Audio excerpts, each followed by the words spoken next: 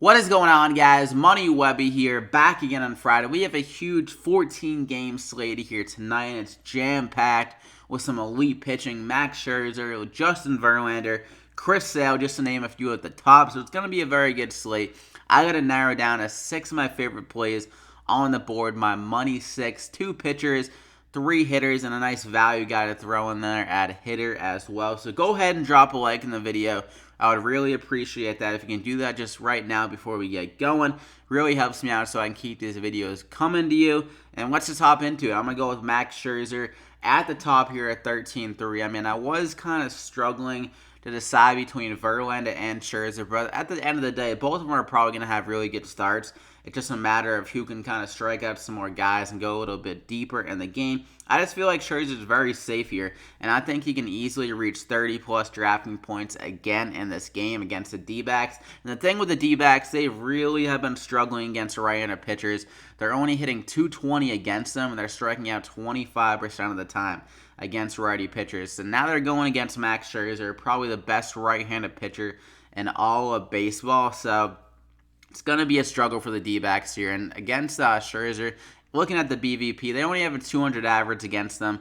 And we're looking at a 117 plate appearance sample, so a pretty solid sample. And they're striking out 32% of the time against them. So I expect Scherzer to have another great start against them with how many times Arizona has been striking out this year.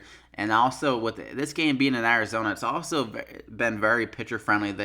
They've only scored, teams in Arizona have only scored the third fewest runs here in Arizona, so it's been very pitcher-friendly with that humidor, really helping things out for the pitching, and Scherzer has some elite stuff, so that humidor can really just show off his friggin' great pitches that he has and to strike out a ton of guys here in this game. So I'm going to go ahead and lock in Scherzer. 30-plus drafting points coming your way. And for my second guy, we're going to go with Luke Weaver. It has been very disappointing.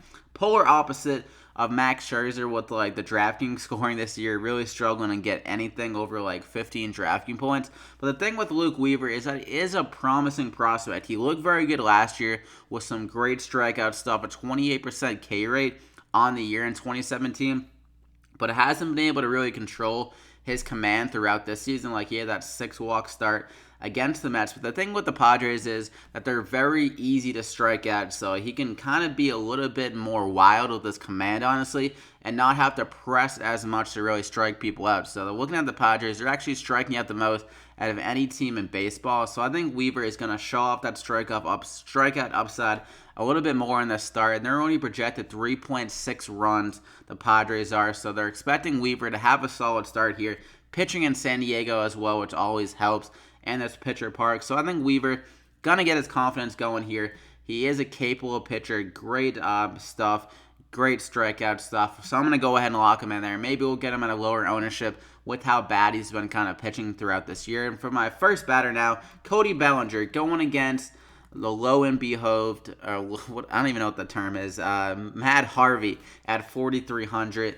Harvey's just been absolutely god-awful this year. The Mets pretty much traded them away for like a pack of gum and some catcher that's like not very good. They have been having some injuries at catcher, but they were like, Matt Harvey, just leave our team. You're just like an enigma here. You can't do anything right. You can't even go in the bullpen and get anyone out. So they shipped him off without even thinking twice about it. Now the Reds are stuck with him. So, I mean, Cody Bellinger's happy with it. He's got a nice matchup here going against Harvey, who's allowed 2.7 home runs per 9 innings. 2 left-handed batters this year. So lefties are smashing against him.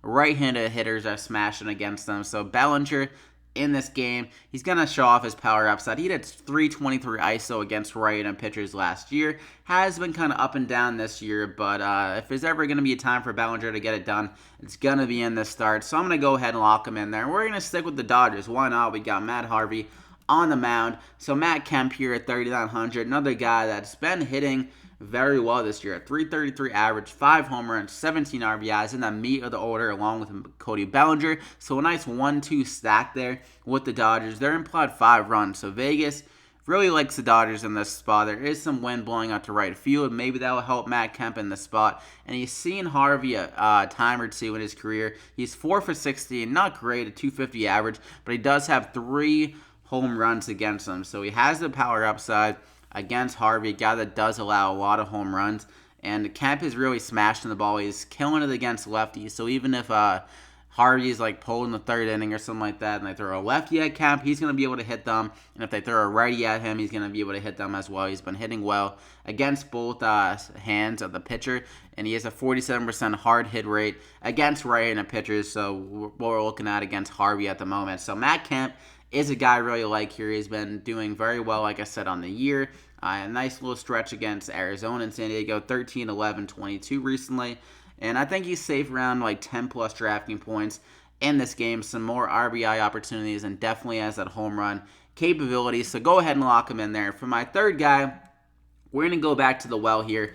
A guy that maybe looked smart yesterday, Adam Jones at 3,500, going against Tampa Bay, another right-handed pitcher. I mentioned yesterday, Adam Jones is just great against right-handed pitchers. He showed off that upside with a double and a home run off, who the hell was it? Ian Kennedy yesterday.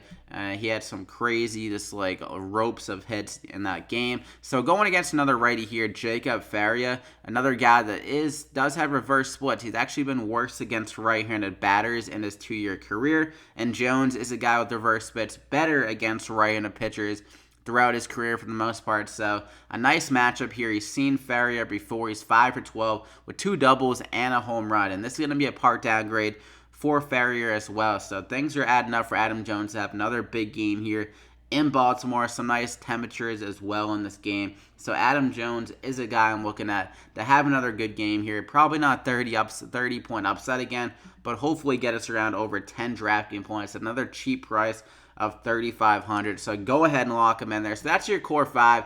You got Max Scherzer, one of the best pitchers in the league. Luke Weaver, good prospect, great strikeout stuff against a team that strikes out like it's their job. They're just like paid to strike out pretty much on that lineup. Then Cody Bellinger, Matt Kemp, and Adam Jones rounded out. And from my value guy, I'm going to go with Brandon Nimmo. Nimmo. Brandon Nimmo at 3,200. He batted first in the order yesterday. He went 1 for 3 and he got on base twice. He walked twice. That's good to see. You're a leadoff guy. You want him on base. So I think they're going to keep him at that leadoff spot again in this game. And he's been hitting extremely well against right-handed pitchers. Going against Arrieta here. Arrieta is not the same pitcher as he was in his prime. He's been pitching okay this year. But in Philly, this is honestly a park upgrade for the Mets. And I think he can just get one off Arrieta, hit like an extra base hit, an extra base hit in this game. And in that leadoff spot, he could get up to 5 at-bats in this game. So it's some nice value for a guy in the leadoff spot that has shown some capability against right-handed pitchers on the year. He has 3 triples and a home run against righty pitchers, and he's only played in around 20 games, so a good power rate, good ISO against righties, and against Arrieta, definitely capable of getting it done. So 3,200, Nimmo here. Go ahead and lock him in here. Another good prospect, too, there. So that is it for the hitting. You got 3 outfielders in your lineup there if you want to run out all those guys, and then you got Cody Bellinger with the 2 solid pitching. So that is it for the video. Hope you guys enjoyed it. Be able to slap a like, or be sure to slap a like before you head out in this video. Let's try to get over 100 likes on this one. Thank you so much for all the support that you've shown on the videos and just on my channel, just tuning in to watch. Really helps me out. So thank you so much, guys. I wish you guys the best of luck on this 14-game slate. Hope it's a good one for you. Let's win some money Friday night. Enjoy your Friday. Do whatever the hell you want to do and enjoy yourself. And kick back and watch some MLB if you want. So good luck. We'll see you back here again tomorrow.